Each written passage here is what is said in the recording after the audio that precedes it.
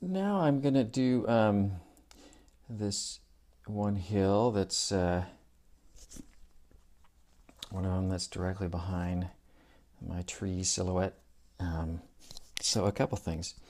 I've changed out the water. The water I was using for these guys, for layering onto these guys, was getting grayed out and a little sullied from a variety of colors in the water, which was actually kind of fine because I wanted the colors to sort of dull out a little bit. But as we get forward, I want them to be a little bit more pure. So I'm going to do a similar sort of thing in that I'm going to bring in some peacock blue, pretty watery, and as I get towards um, towards the bottom of this way, I'm going to try to bring in a little bit more stronger color, a little more concentrated color. One important thing, I don't want to lose the lighter, relatively lighter value that's going on here. So let's see what happens. I mean, I know I'm gonna lose some, but it's gonna be nice to have that. I'm gonna make that tree even darker, and having that tree darker with a lighter value element thing behind it is going to help make it stand out that much more. And the tree is one of the stars of this painting.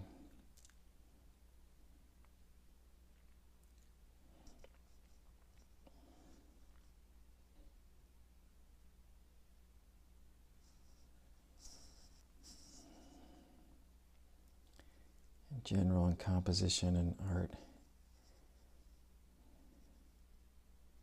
it's fun for me to think of it as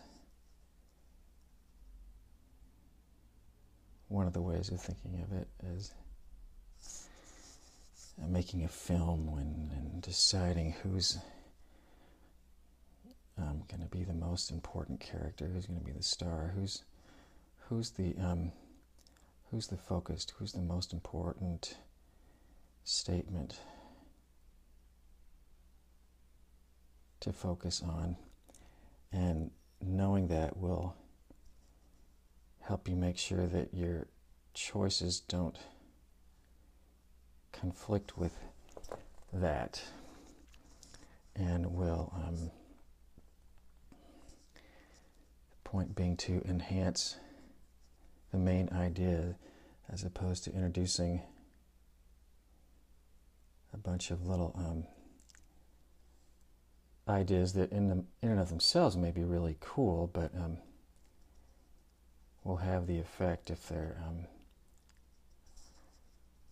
not helping promote the main idea, of just confusing things.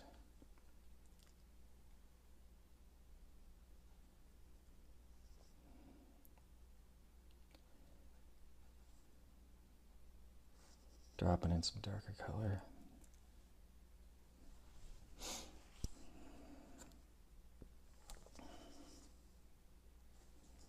Dropping it in like that can have sort of an effect of making it splotchy, but I'm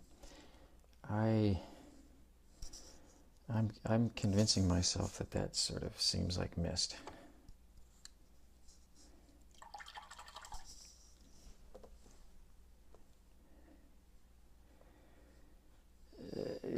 Should I? I'm asking. I am. I'm gonna drop in a little bit of clear water here. It's gonna hopefully do a couple things. Make it appear even more like foggy mist, perhaps. But it's also going to,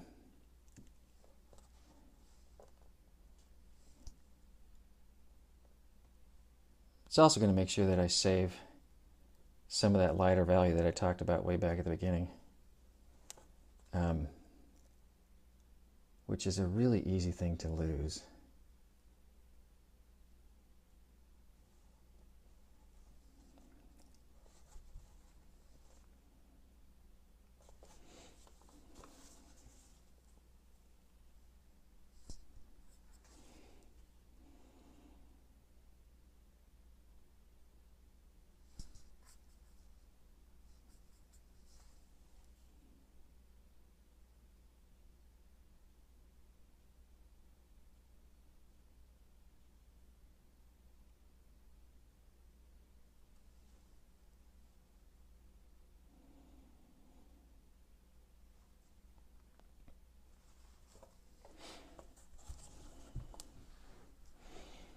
But there is definitely, like I've probably said many times, this push and pull between trying to get some paint in a certain area, too much of it going in a certain area because there's water there and it wants to go there, and introducing a little bit more water to say, hey, go away, go back. And it kind of works, but then there's still a creeping back factor.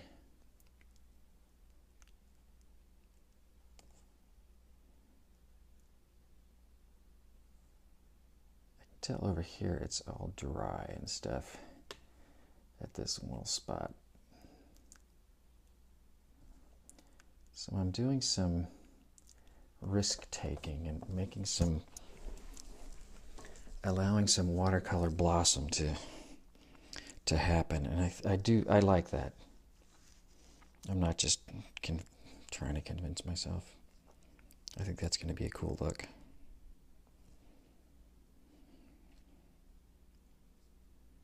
Okay, I'm gonna let it dry.